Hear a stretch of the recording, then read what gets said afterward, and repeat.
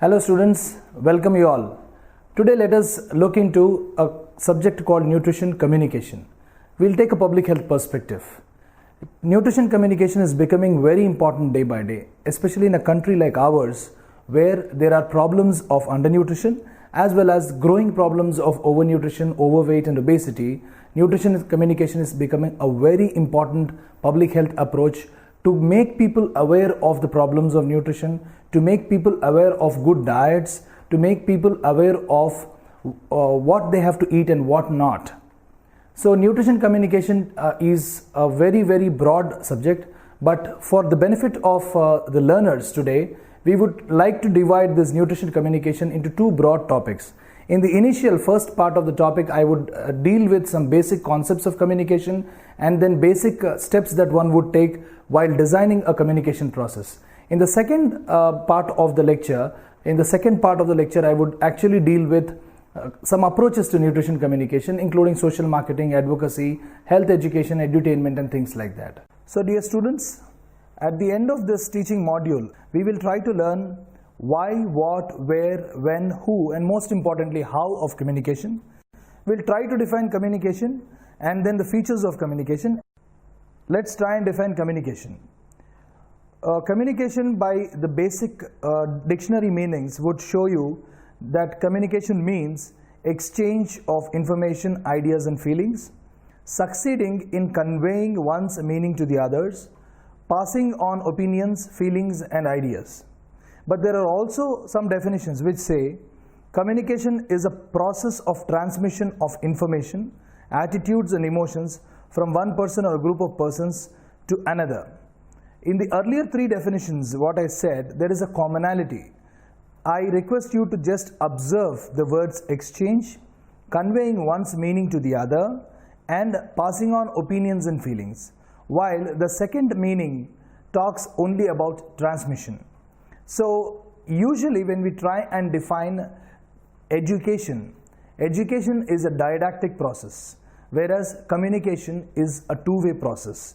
With the words exchange, conveying one's meaning to the other, we arrive at a conclusion that there are two parties and communication always gives consideration for two parties. The person who sends out the communication and the person who receives it. So the basic tenet of communication, unlike education, is that it is not one way. It is not somebody raising oneself on a higher pedestal and telling that you don't know anything, I'll teach you. This in a way takes communication in a broader sense to define that communication is a two-way process which involves a sender and a receiver.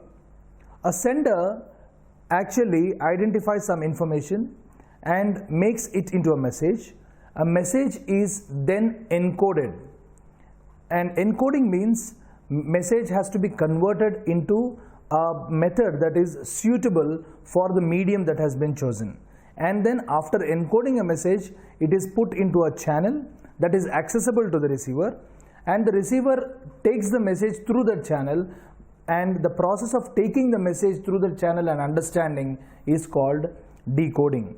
The earlier methods of theories of communication have shown that there is a message, that the message goes from the sender to the receiver. It was assumed that if the sender sends out a message, the receiver would take the message and then would immediately start acting accordingly.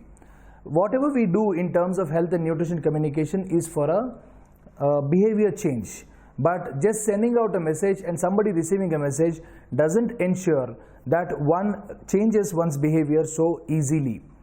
Before we go into the aspects of behavior change through communication, we need to realize that just sending out an information and then receiver receiving the information doesn't complete the process. We'll now take a look at a simple model of communication which takes a complete cycle from sender to communicator.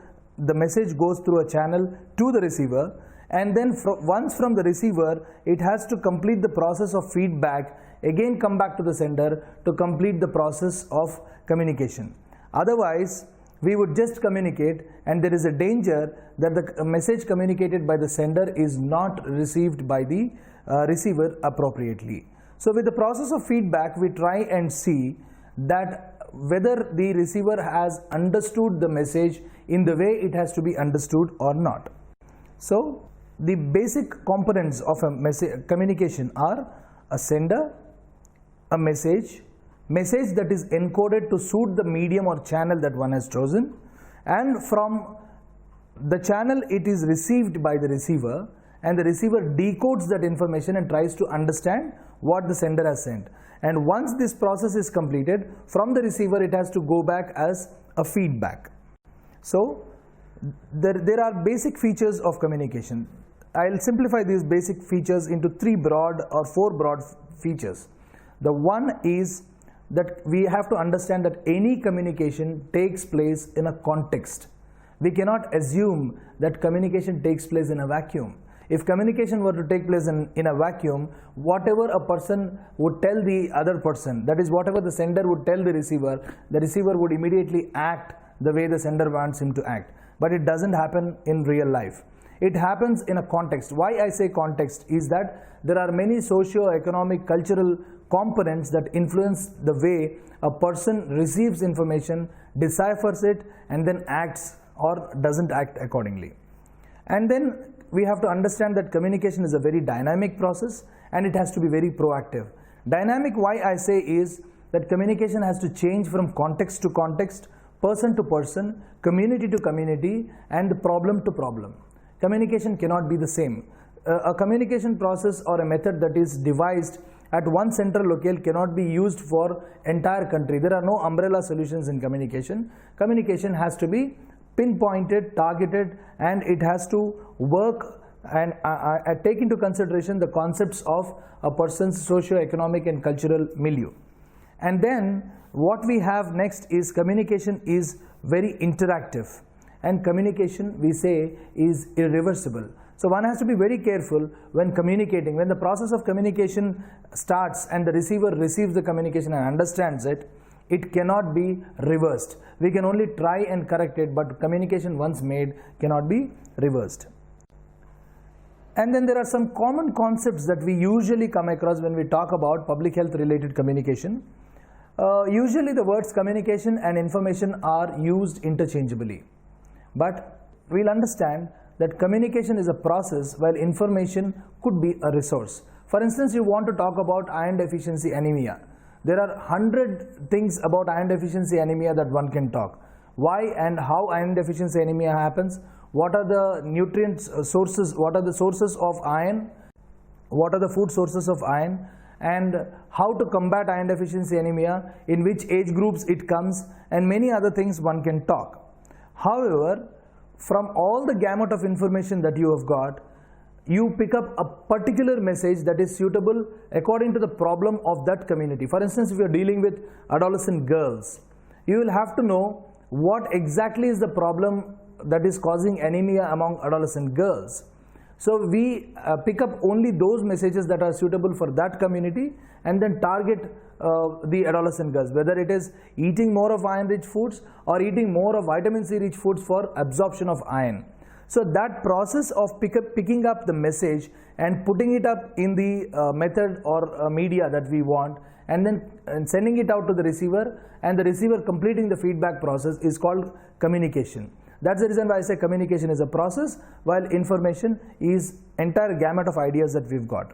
They say there is power in communication, which means the communication gives out message, it builds knowledge among people, it empowers people. That's the reason why they say there is power in communication. And there is a little difference between sender and communicator, which are often used as interchangeable terms. A sender is a person who actually sends out a message, who wants to reach the receiver. Whereas a communicator always need not be a sender. Communicator may be somebody who acts on behalf of a sender. For instance, you're working for an organization which wants to work for the development of nutritional development of a community. That organization wants you to communicate a few messages to the people. The organization becomes a communicator. You working on behalf of the organization and trying to take the message to the community become the communicator. Similarly, there's a difference between message and content. Message, as I said, is some part of information, entire information that you've got, that you pick up to reach out to the community, while the content is how that message is done according to the medium. For instance, you want to talk about iron deficiency anemia among adolescents. As I said, I am repeating the same example that I gave you earlier, that if you were to talk about promoting iron-rich foods among adolescent girls, the message is eat more of iron-rich foods. But if you're putting it in radio, you would change the content in a different way. If you're putting it in television, you would put more of iron-rich foods, show all of these iron-rich foods, and could say eat these foods. If the same message were to be delivered, as I said, in radio, you would say, green leafy vegetables are iron-rich foods, and this particular food has iron, so please consume these foods. So the way you make the message to suit the medium is called a content. And then there are always effects, effectiveness, and consequences of communication. Effects are what the communication is resulting in. Effectiveness is how good is your communication in taking the idea that the communicator wants you to take. And then consequences are what the audience does after knowing your information. Then let us know why at all nutrition and health communication should be done. Of course, true, it is to be done for promoting public health. But usually when public health communication is done, it is assumed that it has to be done only to change the behavior of the people. We understand that people's eating habits, eating patterns, and what they are eating, what they are consuming, and the nutrients that they are getting may not be adequate. So we want to change their behavior to promote healthy eating. But nutrition communication and health communication do broader work than just promoting behavior change. Sometimes communication has to be done to reinforce, because any message given once will not materialize into behavior change. It has to be reinforced. The television related advertisements and other things, or any advertisement that you see in newspapers do, they repeatedly give the same message so that it gets into the head of the person. And then once the message is reinforced again and again, the individual tries to believe it as a reality, and then there is a possibility of changing the behavior. And then sometimes communication should also aim at changing the social norms, because there are many social norms, for instance food fads and myths, that actually hinder a person from changing one's behavior. So communication can sometimes be not only for promoting healthy eating, but also the other factors which in turn promote healthy eating. So in the sense that to change those social norms, you have to communicate. And communication, as I said, empowers people. Communication has to be done to empower people. That is, there could be some nutrition related information that people do not know. For people who do not know about nutrition or health related information that you want to pass on to them, you will pass on that information and then make them information rich, so they are empowered. And then communication has to be done for mustering support. That is, to bring about a change in the community, to bring about a change in the eating patterns of an individual. You may not only target your communication to the individual always, but you may have to target the communication to the people around that person who influence the person's eating behavior. For instance, if you want to change the eating behavior of a child, it is not always possible to target to the child. Sometimes even if you target the communication to the child's eating habit may not change. So you may have to target the mother or the father who buy provisions, who buy the vegetables, who cook for them. And similarly, if you want a pregnant woman to take, say, iron and folic acid tablet, the pregnant woman may want to take. You may communicate to her and she may be convinced with your communication and she may want to take. But if the mother-in-law doesn't let her take, then it would be a problem. So your communication may have to aim at a person who decides whether the daughter-in-law has to take that iron folic acid tablet or not. So therefore, communication is not always targeted at the person whose behavior you are trying to change, but also the other people who can influence the behavior change of the person, or to get support of those people to communicate to the target audience eventually. And then, but we'll have to agree that any nutrition and health communication has certain flaws, certain difficulties to overcome. That is, communication, the health and nutrition related communication doesn't interest many, because many people would think, oh, we've been eating like this for many years, nothing has happened to us. Why these people are coming and telling us new things about how to eat and what to choose in terms of eating? And then it makes, so with all this, it makes eating and living very complicated for them. And then we'll tell them to include this particular nutrient. We may tell them to include a particular nutrient rich food. We may try to include, ask them to avoid eating certain things that they were hitherto eating, and many more such things would ask for their behavior change, which doesn't interest many people. And then we always talk about behavior change when it comes to nutrition communication. In the sense, the ultimate aim of nutrition or health communication is to change the behavior of the target audience. We may target communication to secondary, tertiary audience also.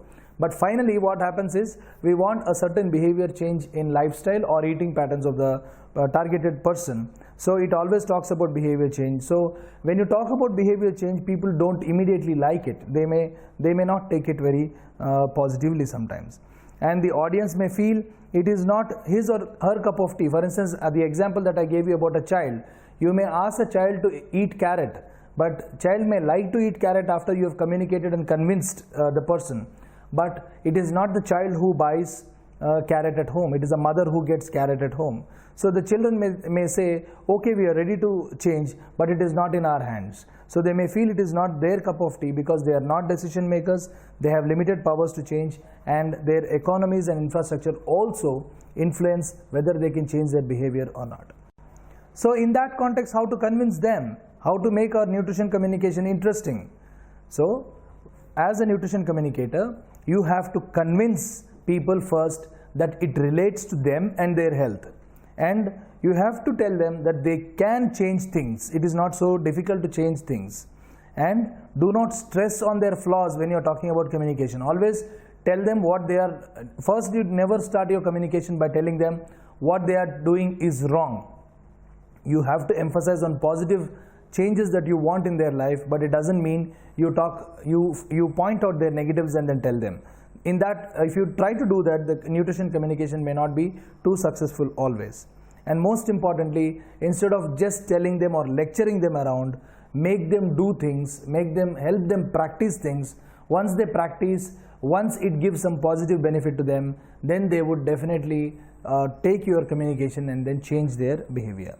Health and nutrition communication has always relied intensively on interpersonal communication, IPC, not Indian Penal Code, but interpersonal communication.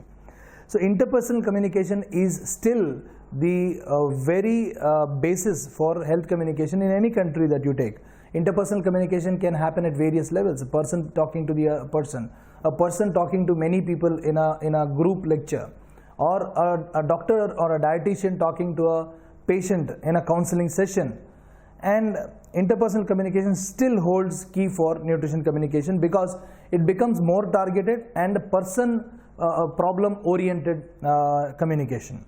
But however, it is not enough. If you were to talk about nutrition communication to one person continuously, the person may get bored. So it is always better, even in interpersonal communication, to add some more media. Take help of slides, take help of posters, take help of folders, take help of certain other material that will help you reiterate, that will help the audience to divert their concentration and try to understand. Okay?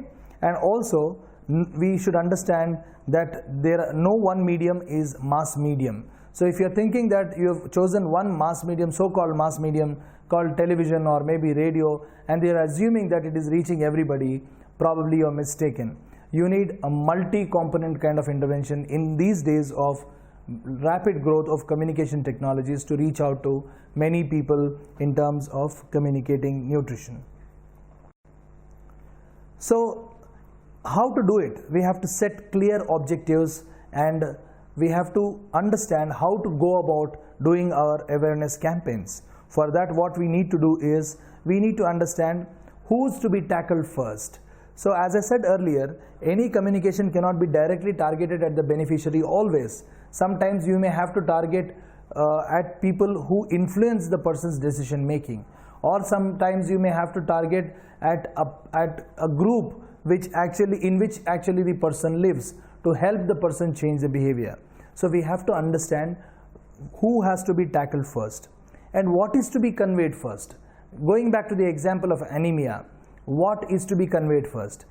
Should we talk to them about taking iron supplements? Should we talk to them about taking iron-rich foods? Should we talk to them about stopping iron absorption inhibitors like coffee and tea? Or should we talk to them about taking more of vitamin C foods so that they help in absorption of iron? That entirely depends on your basic understanding of the audience and the audience problems. And then you will have to know what you want to achieve with IEC. At the end of doing this communication, information or education or communication, what exactly are you trying to achieve? Is it the behavior change, or is it getting somebody's support to help in changing the behavior of a patient? That objective you have to have very clearly in your mind so that you will understand who is to be tackled first. And we have to change objectives according to the knowledge, awareness and attitudes of the people. It is wrong to assume that people do not know what you are trying to tell them. People may be already aware of many of the things that you are trying to tell, but there could be certain factors which are hindering them from changing their behaviors or moving towards healthy behaviors. You have to understand those and then try and give them knowledge related to them. That is most important. That's the reason why I say you have to change your objectives of communication according to the existing knowledge, attitudes and practices of the people. And most importantly, once you design your communication method, once you design your messages, once you choose your medium, do your messages in a way and then try and pre-test them with the target audience. So that pre-testing is nothing but trying out with similar audience who are similar to the actual audience that you want to talk to. So by doing pre-testing, that is by trying it out on a smaller population and seeing whether the communication is achieving what it has to achieve or not, you would avoid larger mistakes. Otherwise, communication is a very costly affair. Public health communication, that too, is a very costly affair because, as I said, it involves multi-components and not just interpersonal communication. So you do develop communication material in a large way and then go to the people and then suddenly realize that it is not functioning. It is a colossal waste. So it avoids costly errors. In order to avoid costly errors, one has to pre-test the messages, pre-test the material and pre-test the medium also with the targeted audience. There are other methods of communication other than interpersonal. One can think of the visual method, where visuals speak more than what the person intends to speak. And then there are interactive ways of communication wherein you involve the audience and then try and talk to them and then understand their problems and then give solutions from within their context. And then there is a play way in which you can make people play while learning. While playing, they would learn about the things that you are trying to focus on. And there is food for thought. Food for thought is actually making them do certain things and try and understand certain things. Asking them to find out about a particular nutrient, or asking them to find out about the nutrients that are present in their regular foods. Asking them to find out their own flaws in their own patterns of eating. Asking them to come out with solutions for their own issues. We've also thought of something called local folk media, which are present even in today's context of all new media that we've got. The folk media can still be effectively used, especially in rural areas, where if we can use folk media by introducing nutrition and health related messages in them, they will also go a long way at least. And of course, you all know about special events, and we also know about the special events. We know about the National Nutrition Week, we know about the National Breastfeeding Week, and we also know about Women's Day and things like that, wherein on those events we would actually do a large scale activity in order to grab people's attention to the issues related to all these topics, so that people think how important are these, a thought process is triggered among the people to understand the intensity of the problem and then to look for solution, at least by a big mega event. And the simple and most important thing that one has to remember is we should never undermine span of attention of the audience. In the growing, in this age of various media and growing media technologies, the attention of individuals has become really short. One cannot spare more time to you. So your messages have to be extremely sharp and extremely crisp. Therefore, we'll have to assume that people will pay very less attention to the messages. In the time that they pay attention, they'll have to understand, or our medium should grab their attention and get them to understand what we are trying to say. We should also remember that people understand very selectively, they retain also very selectively, and they memorize also very selectively. That means they understand only what they want to understand, they'll retain only what they want to retain, and then their memory will be sharp with only what they want to retain with them. So we need not be distressed with this. We need not be distressed that all the communication that we gave, people have remembered only few aspects of it. But it is part and parcel of communication. That's the reason why we say, since people's understanding is very selective, try and understand what is to be targeted to them. That becomes most essential in public health communication. And then there are multiple uses of communication. Innovation, that any innovation, any new thing that the people are given, they may use it for any purpose. For instance, you may give them a flip chart or maybe a small pamphlet on nutrition, but you have to make sure that that is being used to read and understand that. If it is being used for something else, then the purpose is lost. So in order to do that, what would you do? You would have to go back to your audience, get feedback from them, try and understand whether they know it or not, they understood it the way it has to be understood or not. So getting back to audience in regular and short intervals is the most important thing in communication. If you go back to audience in regular and short intervals, you will get an idea whether your communication process has been successful or not. If it is not successful, where it has to be changed. So the mid-course correction is possible only through going back to audience in short intervals. That is a process of feedback mechanism and also monitoring and evaluation of your entire communication process. So students, let us summarize and take home a few key messages from the lecture that we have learnt just now. We'll try and understand how nutrition communication has to be designed. In order to understand that, the key points that you have to take home is that before deciding or devising any communication, you will have to understand your audience thoroughly. You'll have to understand the existing knowledge, what are the attitudes of the people, what are the behaviors that have to be changed, and in what context the audience are operating, the socio-economic, cultural context of the audience. At the same time, you also have to know your sender very well, know the communicator very well, on behalf of whom are you trying to communicate, and what is the key nutrition message that you want to send out on behalf of your sender to the audience is what you have to clearly understand.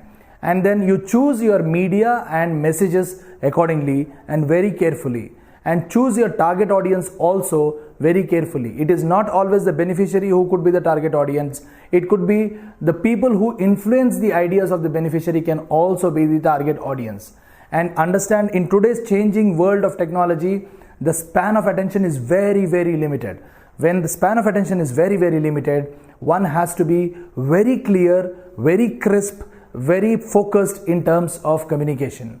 And once such communication is designed, you will have to pre-test the message, pre-test the method, and pre-test the medium, and pre-test the message through the medium to the audience so that you don't make any costly errors. And at the same time, you understand feedback is the quintessential element of communication process.